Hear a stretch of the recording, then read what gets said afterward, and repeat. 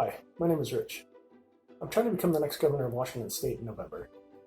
Our country's internal politics were founded on persuasion, which is a really important aspect of how our society operates today. So here are 10 minutes to becoming more persuasive in your discussions concerning welcome pregnancies. I am actually not anti-abortion. Abortion can be defined as a medical procedure used in times of medical necessity as performed by a doctor. What we as Washingtonians disagree upon is its use when it is not medically necessary. I think that we can all agree on this, that ideally we would be a society, Washington State would have a culture where every child were welcome. What if we could all work together to get there?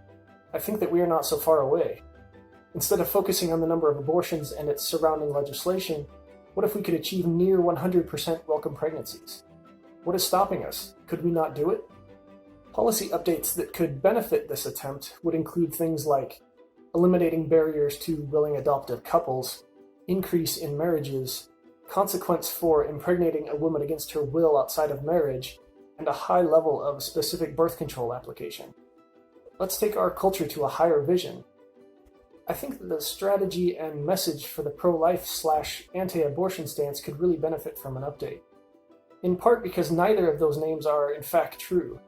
Anti-abortion suggests that someone opposes the use of the procedure at all times and in every situation, when in fact 83% of all US adults state that a woman should be allowed to use an abortion in the case that the pregnancy places her life in danger, including a vast majority of those considering themselves pro-life.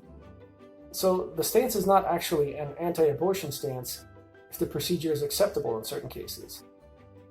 Instead, the overall disagreement lies in whether elective abortions should be used. The current battle takes place here, where the abortion is not medically required. It is an enormous and important distinction which the pro-life stance should take full advantage of. The message should focus on preventing elective abortions because those pregnancies pose no danger to the life of the mother. Perhaps a better moniker would focus something along the lines of being anti-elective abortion, embracing the opportunity to explain this new message to interested parties. As well, the pro-life stance is not actually always for life, in the sense that many of those ascribing to this stance believe in the morality of abortion to save the life of the mother, as well as believing in the morality of capital punishment. Instead, what the stance really suggests is that the in utero fetus is a human life, and a human life of great value. It is not a valueless object. Similarly, the pro-life stance should not use its moniker to suggest that the opposite stance is pro-death. Applying a pro-death connotation to the opposing viewpoint creates a resentment, blinding them to further dialogue on the issue. No woman walks out of an abortion clinic happy that there was death there. No, instead the woman exits the clinic intending that her life is now far more convenient than it was likely to have been during a full-term pregnancy. They show themselves to place convenience as the highest priority in the decision-making. And not even for a lifetime of convenience, but rather for a 9-month period of convenience, since adoption is always an option. What is termed the pro-choice stance instead reveals itself to hold a pro-convenience stance above that of the valuable human developing in utero. I think that this new message would attract followers and gain influence. For a person to say that they believe in a valuable human is more important than short-term convenience. I think that that message gets to the underlying philosophy much better, and rational arguments always benefit from a clearer and more precise truth. The topic of abortion has developed into a very oppositional discussion, with sides entrenched across a battlefield, with very little movement. What if we could soften the approach to include everyone in the goal of reaching the highest number of welcome pregnancies possible? To help reach our welcome pregnancies goal, we could first improve the context surrounding pregnancy in general in Washington State to reduce the stress and risk involved for everyone. There are currently 2 million adoptive couples in the US awaiting the opportunity to adopt a new baby. There are so few infants that come up for adoption that the situation equates to 36 waiting couples for every baby made available for adoption. 10% of women in the US have difficulty either getting pregnant or completing pregnancy, which makes for a lot of willing adoptive parents. They are even willing to pay the $4,000 to $40,000 in fees that it costs to privately adopt in Washington State and wait the year-long process, driven by a state agency that is, quote, large, inefficient, and overloaded. Somehow, though, there is a disconnect between these parents and the children awaiting adoption in the foster care system, as there are 100,000 children awaiting adoption in the US system, even though these adoptions occur for free in Washington state. Washington state has such a good start on this. We have such a capable and caring system of fostering already. Could we remove the obstacles completely from couples who would like to adopt unplanned children? Could we make it a part of our culture and a point of pride? There were 45,000 marriages in Washington state in 2018, and 0 of those marriages were common law marriages, as they are not currently recognized in the state.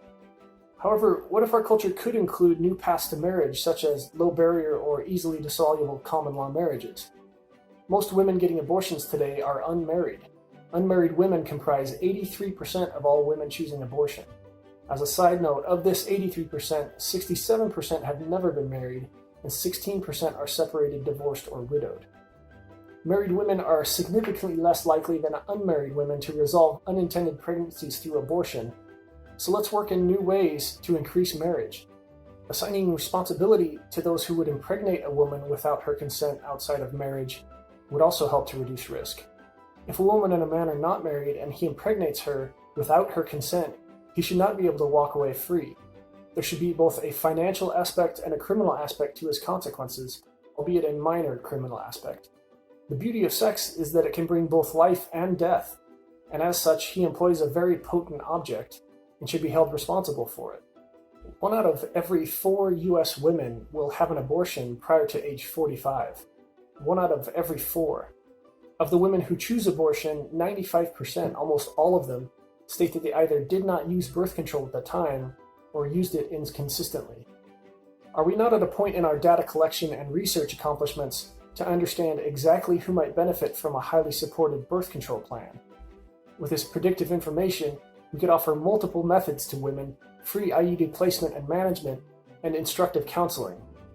Of the 17,500 abortions that take place each year in Washington state, about 600 of them occur with girls aged 17 years and younger, which only equates to about 3.5% of the total amount. So the abortion issue in Washington state is not a teenage pregnancy issue, but instead abortions occur mostly in an even distribution from about age 20 to 34. Here are some more numbers in case they help you understand the current situation better. There were about 862,000 abortions in the US last count in 2017. That number has actually significantly decreased since it peaked at 1.6 million in 1990, and it continues to decline as people find a better way. Washington state has about 17,500 abortions each year, which equates to a rate of 12.1 abortions per every 1,000 women. That rate has seen a 12% decline from 2014 to 2017. The national rate in the US is at 13.5 per 1,000 women, so Washington state is lower than the national average. In comparison to 17,500 abortions each year, Washington state has 90,000 live births. These numbers mean that 17% of all pregnancies in the state end in abortion, or about 1 in every 6 pregnancies.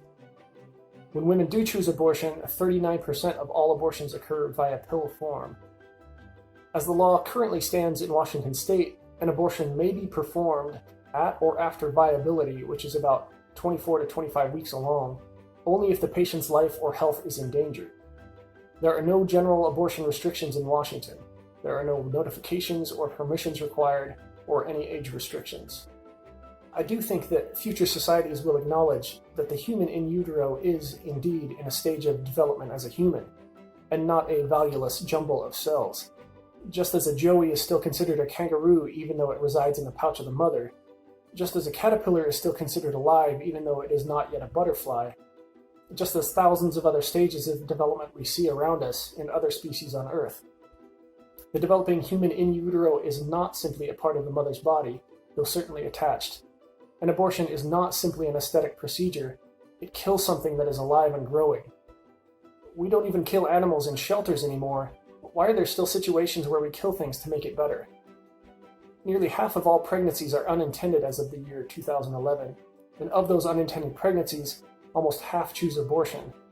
What if we could turn that number around to reach near a goal of 100% welcome pregnancies?